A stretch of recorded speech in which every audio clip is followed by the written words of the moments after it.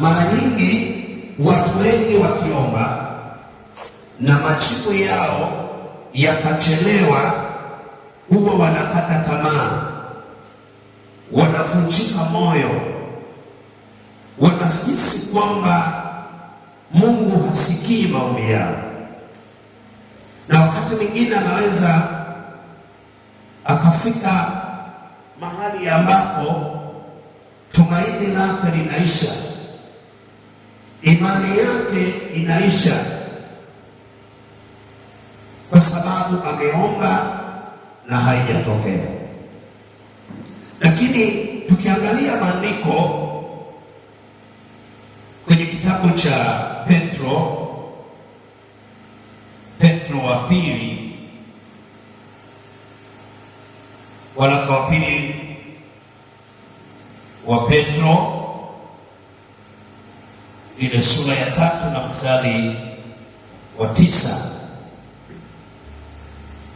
inasema, Bwana hakawii kutimiza ahadi yake. Unaona, maandiko yanasema Bwana hakawii. Kukawia maana yake ni kuchelewa. Bwana hakawii kutimiza ahadi yake. Na kuna wakati mwingine ukiomba Mungu anaweza akakufunulia ahadi yake, akakwambia kabisa kwamba nimesikia maombi yako, nitakupa kile unachoniomba. Hiyo ni ahadi, tunasema ni specific promise. Haleluya, specific promise, kwamba hiyo ni ahadi mahususi.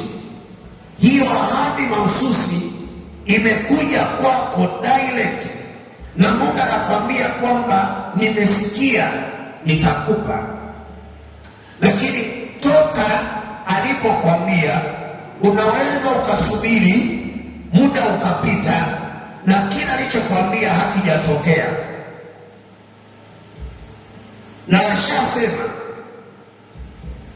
Lakini Biblia anasema Bwana akishasema ahadi hakawii kuitimiza. Akishakuahidi hakawii kutimiza. Sasa hiyo tunasema ni ahadi mahususi. Lakini sipo ahadi general promises, ahadi za jumla.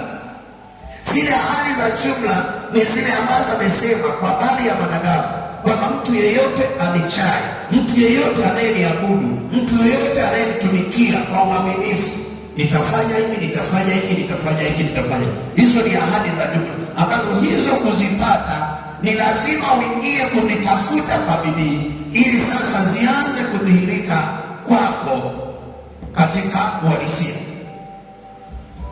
Sasa Maria asema Bwana hakawii kutimiza ahadi yake. Sasa unajiuliza, kama maandiko yanasema Bwana hakawii, mbona Mungu alishaniambia au nilishapata, ni maono, ni ndoto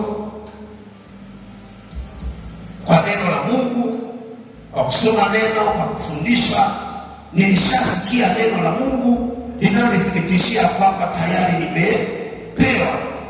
Mbona haijatokea? Mbona haijawa halisi? Mungu alishaniambia hiki na hiki, Mungu alishaniambia nikapata kazi, mbona sijapata kazi? Mungu alishaniambia, nishasikia moyoni, moyo unaniambia nimeshapokea. Kwa sababu moyoni Mungu anasema kupitia moyo wako. Wewe unasema mbona alishaniambia, lakini sijaona kinachotendeka.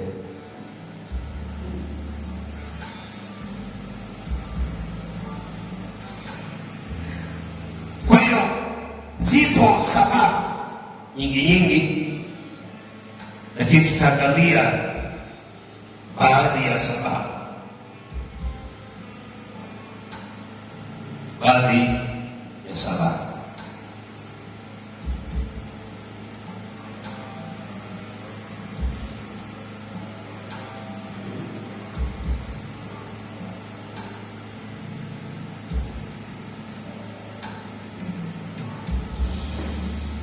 Sababu ya kwanza, tuangalie kitabu cha Yohana Mtakatifu sura ya 15. Yohana Mtakatifu sura ya 15 inasema mstari ule wa 7: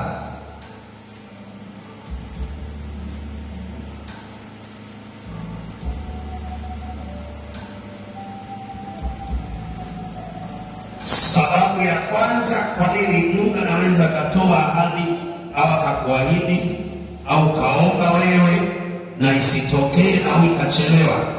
Sababu ya kwanza ni kutokuamua kwa dhati kukaa ndani ya Kristo Yesu.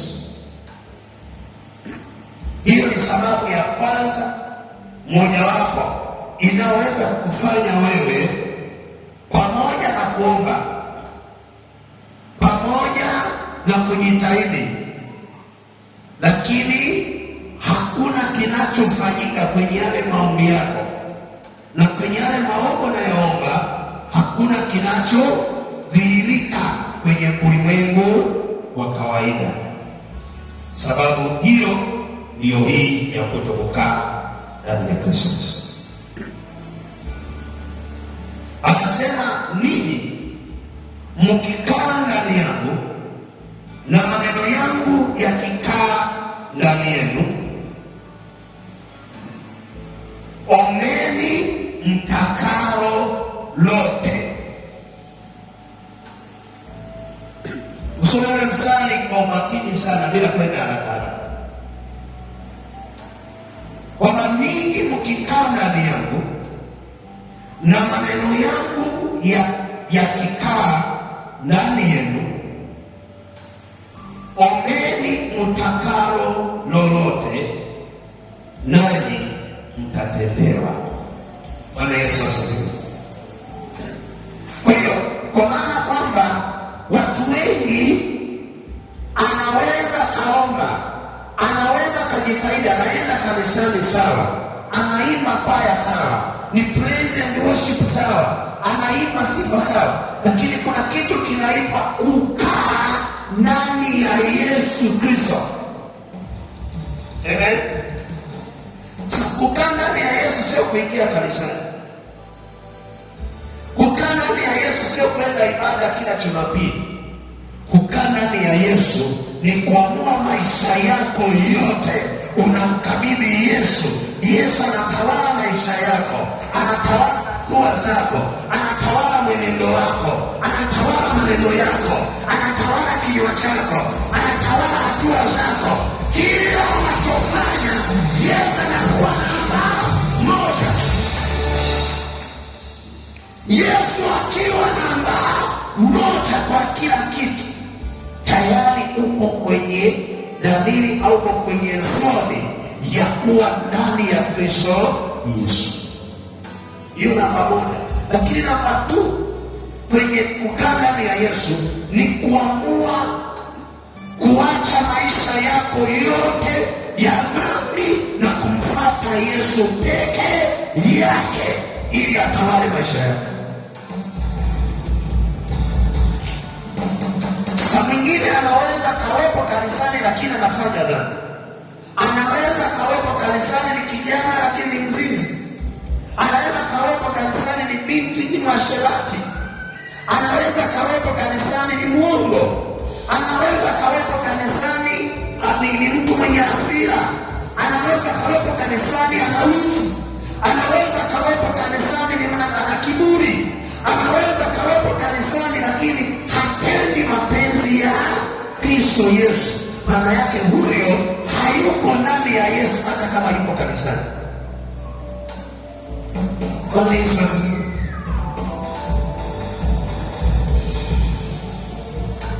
Kwa hiyo Yesu akifanyika msaada kwako, utaona Yesu anakuwezesha. Utaona ukikaa ndani ya Yesu Kristo, maisha yako yatabadilika, maisha yako yatakuwa tofauti. Ndio maana wakati mwingine, kwa sababu hujakaa ndani ya Yesu, hata tu ibada tunaweza kusukuma, hata kwenda kanisani tunaweza kusukuma mpaka upigwe kiboko, kwa sababu tayari Yesu hayuko ndani yako. Ukikaa ndani ya Yesu na maneno yake yakikaa ndani yako, hauhitaji mtu yeyote akusukume, hauhitaji mtu yeyote akwambie omba, hauhitaji mtu yeyote akwambie imba. Yaani utaenda mwenyewe, kwa sababu yale mafuta yanayotiria kutoka kwa Yesu yanakuja ndani yako direct. Alafu nasikia moyo wako unaanza kuwaza kwa habari ya Kristo Yesu.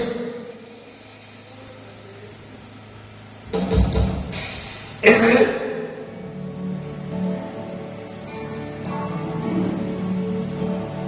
Kwa hiyo unapokuwa ndani ya Yesu, unaacha maisha ya dhambi. Bwana Yesu asifiwe sana. Acha maisha ya dhambi, ishi maisha ya utakatifu. Usiende kanisani kwa sababu ya kujificha. Leo watu wengi akienda kanisani anajificha. Akionekana yupo kanisani ni mwema, akitoka nje ya kanisa ndio yule ambaye hataeleweki. Haleluya! Ukitaka Yesu akae ndani yako na wewe ukae ndani yake, wote mnakuwa shirika. Yesu ndio wewe, yaani mawazo yako ndio mawazo yake, akiwaza chochote kitaka. Ndio maana mtu anakaa ndani ya Yesu hana ratiba maalum. Amen. Unaweza tu kaamka, ulikuwa una habari ya kufunga, Yesu anakuambia, Mungu anakuambia funga leo. Amen.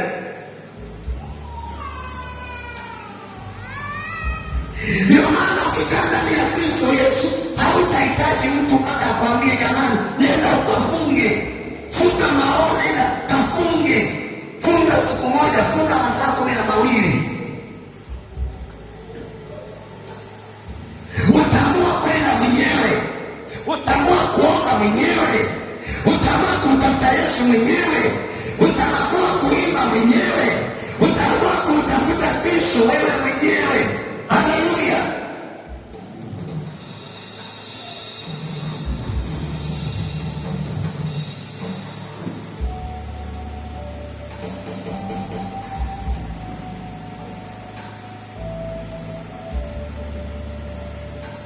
Kwa hiyo kukaa ndani ya Yesu na maneno yake yakikaa ndani yetu. Sasa watu wengi yupo kanisani, lakini maneno ya Yesu, maneno ya Mungu hayamo ndani yako. Kwa hiyo unaweza ukasubiria majibu ya maombi yako, kwa sababu wewe hauko ndani ya Kristo Yesu. Lakini hata maneno ya Yesu hayamo ndani yako. Mtu mwenye ambaye ameshika neno hawezi kwenda sawasawa na ulimwengu unavyosema, hawezi kwenda na ulimwengu unavyoona. Yeye yuko tofauti, yeye ataishi tofauti, atawaza tofauti, anaishi maisha tofauti, mwenendo wake uko tofauti, anapotazama vitu ni tofauti. Haleluya! Amen. Kwa kiasema Yesu akupe roho ili ukae ndani yake, na ukikaa ndani yake, yeye atakuta na yeye akae ndani yako, mtakuwa shirika. Akishaingia kila kitu kitaondoka. Kama ni shida zitaondoka, kama ni mapepo yataondoka, kama ni laana zitaondoka, kama ni umaskini utaondoka, kama ni kosa kazi zitaondoka, kazi itakuja, kama ni baraka zitakuja, utafanikiwa kwa jina la Yesu. Kima hiki nadhani haina nani imebana. Haleluya!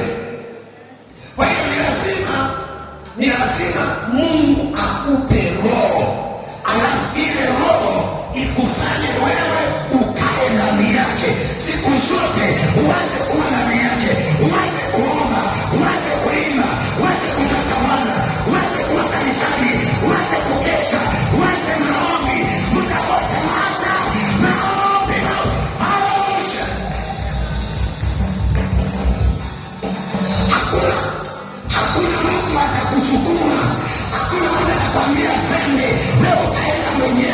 Ukiamka tu asubuhi unasikia leo nifunge masaa 12, nimtafute Bwana, nimwambie Bwana kwa habari ya shida yangu, kwa habari ya matatizo niliyo nayo, nimweleze Bwana wangu, nimweleze Yesu wangu, aniwezeshe, anitetee, aniponye magonjwa, aniondolee mabaya leo.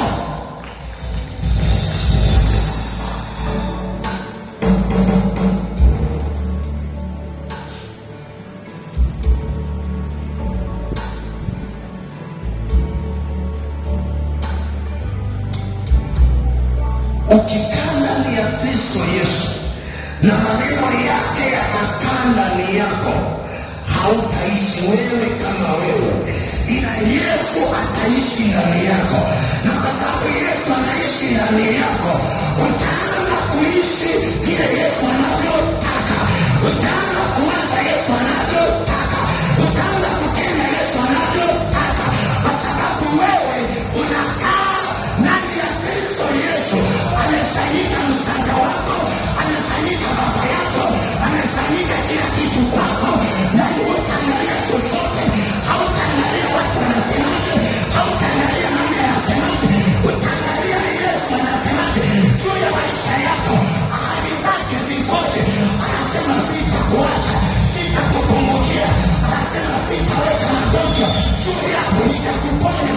Hayo lazima uangalie. Anamwambia Bwana, nataka nikuone wewe, nataka nifunguliwe, nataka nipone, nataka niinuliwe. Unaamua kama kichaa. Haleluya! Usipofanya kazi ya Mungu kama kichaa, kuna levo hutawahi fika, kuna viwango hutawahi vifikia, kuna baraka hutazifikia. Ni lazima wamekuwa kama kichaa, unatumika kama kichaa, unaomba kama kichaa, unaomba kama mtu ambaye hataomba tena, unaomba kana kwamba Biblia inaisha leo. Hapo ndipo na Kiingereza namna ya kwenda na kukangalia Kristo Yesu. Chochote utakachosema mbingu zinasema pewe, utakachosema mbingu zinasema nastahili, utakachoomba mbingu zinasema pewe, kwa sababu ni haki yake, anatakiwa apewe. Sasa mbingu zikikutazama unaanza kuomba, Baba Mungu, katika jina la Yesu naomba unipe hiki. Mbingu zikikutazama zinaona haujakaa ndani ya Kristo Yesu na maneno ya Yesu hayamo ndani yako, alafu anasema jamani, nakuona. Amen. Haleluya. Kuna mtu ananielewa kweli? Kuna mtu ananielewa? Kama ananielewa, tupungiane mkono namna hii ya kwamba wewe, nataka nikwambie ya kwamba ukikaa ndani ya Yesu hautahangaika, hautachoka. Yani Yesu atatengeneza njia mahali ambapo hakuna njia, yeye ananyosha njia mahali ambapo hakuna msaada, yeye atatengeneza njia mahali ambapo kuta zimefunga, Yesu atabomoa kuta. Utakwenda kwenye baraka, watu watakutafuta, hata kama hawataki, watakutafuta wenyewe, watakutafuta wenyewe.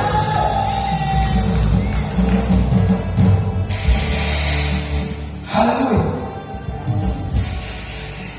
Ukikaa ndani ya Kristo Yesu, hata kama kuna mtu alikuwa, hata kama kuna mtu, hata kama kuna mtu, haleluya, hata kama kuna mtu ambaye alikuwa anakutafuta, hata kama kuna mtu ambaye alikuwa alishakusahau, ukianza kukaa ndani ya Kristo tu, ukasema mimi namtafuta Bwana, najitenga na uovu, najitenga na dhambi, alafu itakuwa na bidii kumtafuta Bwana, Bwana ataanza kutengeneza njia. Hata wale watu ambao hawakujui watafanya kazi kwa ajili yako, ili wewe upokee unachotakiwa kupokea. Ninaamuru watu wasiokujua, maana yako ile simama vizuri, watu wasiokujua wakutengeneze njia, wasiokujua wakutengeneze mahali pa kupita kwa jina la Yesu. Upite kwa jina la Yesu, upite kwa jina la Yesu, upite, upite, upite, upite kwa jina la Yesu. Hata kama kuna mtu hataki, upite kwa jina la Yesu. Hata kama kuna watu wanakuzuia, upite tu kwa jina la Yesu.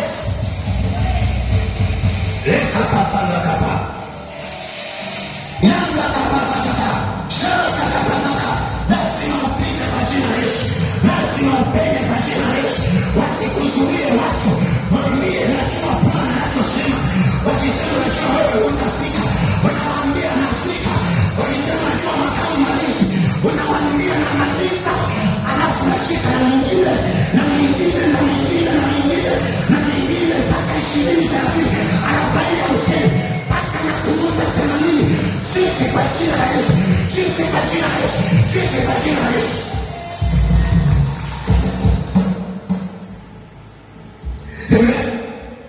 Haleluya. Hata kama sikilizi, kuna kitu kinasema mtu akisikia kichomi kinasema mama nakufa, unasaini mkataba wa kufa.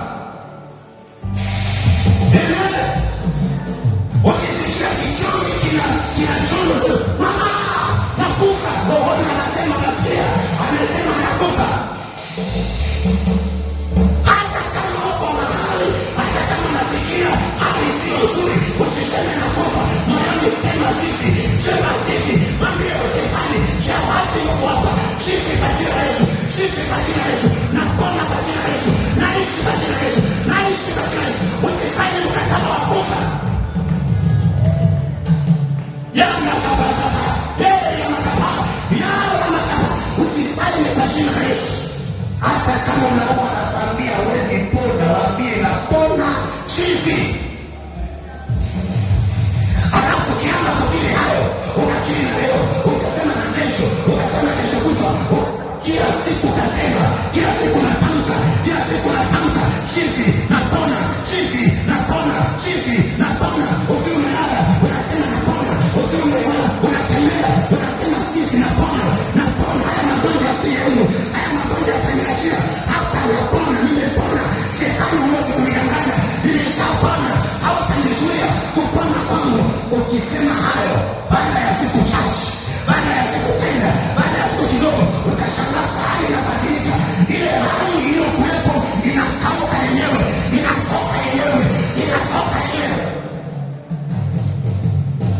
Ulize jirani yako, wewe ukiwa unauma unasemaje? Ukisikia kabisa mapigo ya moyo yanakoma, yanapanda kabisa mapigo ya moyo, unasikia kama neno la hemea juu, unasemaje moyoni? Usiseme moyoni,